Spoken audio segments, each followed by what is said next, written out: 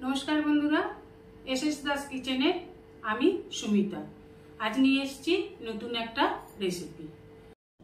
आजकेर recipe onion मशला कारी।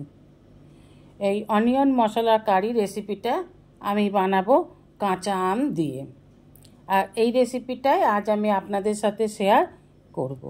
নিচে একটা কাঁচা আম উপরের খোসাটা ছাড়িয়ে ছোট ছোট টুকরো করে কেটে নিয়েছি। এখান থেকে আমি অর্ধেকটা আম নেব।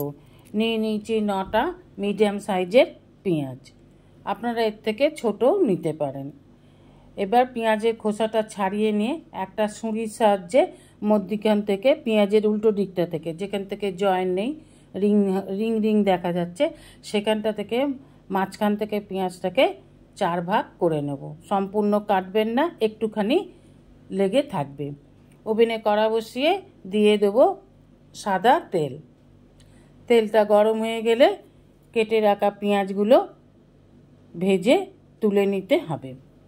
এবার বেশ লাল লাল করে ভেজে পেঁয়াজগুলোকে তুলে নিতে হবে। একদিক হয়ে গেলে আর একদিক এইভাবে উল্টে ভালো করে লাল করে ভেজে তুলে নিন। পেঁয়াজগুলো সব লাল করে ভাজা হয়ে গেছে, সব তুলে নিলাম। দেখুন এইভাবে সব একটা একটা করে তুলে নিন। এবার কড়াইতে দিয়ে দেব ফোড়ন, দেব তেজপাতা, শুকনো লঙ্কা, কালো জিরে, মৌরি, গোটা জিরে।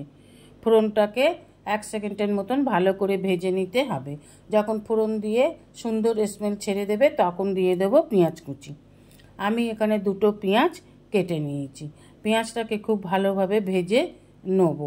ভালোভাবে ভেজে না নিলে পেঁয়াজের কাঁচা গন্ধটা ছাড়বে। দিয়ে দেবো সরু সরু করে কেটে রাখা আদা কুচি।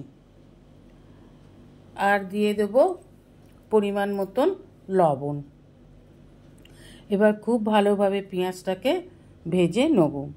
পেঁয়াজ ব্রাউন কালার হয়ে এলে দিয়ে দেব গুঁড়ো মশলা, হলুদ গুঁড়ো, লাল লঙ্কার গুঁড়ো, জিরে গুঁড়ো আর মিট মশলা। এবার খুব ভালোভাবে পেঁয়াজটাকে মশলার সাথে কষে নেব। এখানে বলে রাখি বন্ধুরা, যেসব বন্ধুরা আমার চ্যানেলটিকে সাবস্ক্রাইব করে আমার পরিবারের সদস্য হয়েছেন তাদেরকে অসংখ্য অসংখ্য ধন্যবাদ। যারা আমার চ্যানেলের আজই প্রথম দর্শক, আজই প্রথম দেখছেন, এখনও আমার চ্যানেলটিকে সাবস্ক্রাইব করেননি, তাদের কাছে অনুরোধ রইল আমার চ্যানেলটিকে সাবস্ক্রাইব করে আমার পরিবারের সদস্য হওয়ার জন্য। পেঁয়াজটা খুব ভালো করে ভেজে নিয়ে এবার দিয়ে দিলাম কেটে রাখা কাঁচা আমটাকে। আমটার সাথে পেঁয়াজটাকে ভালোভাবে কষে নিয়ে এবার দিয়ে দেবো পরিমাণ মতন জল। খুব বেশি জল দেবো না, বেশি ঝোলঝোল হবে না, একটু গায়ে গায়ে হবে। ভালোভাবে মশলার সাথে জলটাকে মিশিয়ে দিয়ে দিলাম ঢাকা। 2-3 মিনিট ফুটে গেলে ঢাকা খুলে একটু নেড়ে দেখে নিতে হবে আমগুলো সব সিদ্ধ হয়েছে কি না। দেখুন আমগুলো সব সিদ্ধ হয়ে গেছে। কড়ার গায়ে এইভাবে চেপে ধরলে আমগুলো সব গলে যাচ্ছে। 2-4টে আমও একটুখানি গলিয়ে দিতে হবে, তাহলে পেঁয়াজের কারিটা একটু টক টক খেতে হবে। গরমকালে একটু টক টক খেতে ভালো লাগে। এইভাবে কাঁচা আম দিয়ে পেঁয়াজের রেসিপি করে খেয়ে দেখবেন, খুবই ভালো লাগবে। এবার দিয়ে দেব ভেজে রাখা পেঁয়াজগুলোকে। একটা একটা করে ভেজে রাখা পেঁয়াজগুলোকে দিয়ে দিলাম। একটু ভালোভাবে নেড়ে চেড়ে দিয়ে দেব ঢাকা। 2-3 মিনিট ফুটে গেলে দিয়ে দেব, একটু নেড়ে চেড়ে দিয়ে দেব কাঁচা লঙ্কা।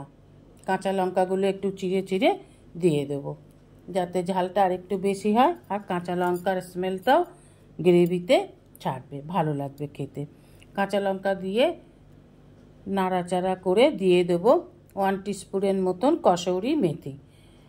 কসুরি মেথি আমার আগে থেকে রোস্ট করা ছিল, এখন হাতে করে ডলে একটু দিয়ে দিলাম। তৈরি কাঁচা আম দিয়ে পেঁয়াজের কারি, খেতে খুব টেস্টি হয়। এইভাবে এবার একটু গ্যাস অফ করে 2-3 মিনিটের জন্য ঢাকা দিয়ে রাখুন।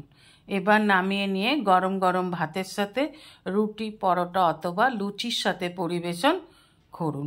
খেতে খুব টেস্টি হয়। একবার করিয়ে খেয়ে দেখার অনুরোধ রইল। Thanks for watching my video. রেসিপিটা ভালো লাগলে অবশ্যই একটা লাইক, কমেন্ট, সাবস্ক্রাইব করার অনুরোধ রইল। পাশে থাকা বেল আইকনটিতে ক্লিক করে দেবেন নিউ ভিডিওর আপডেট যাতে সবার আগে আপনার কাছেই পৌঁছে যায়। নমস্কার, আজ এই পর্যন্তই। আবার দেখা হবে নতুন একটা রেসিপির সাথে নতুন একটা দিনে। ভালো থাকবেন, সুস্থ থাকবেন, সঙ্গে থাকবেন। নমস্কার।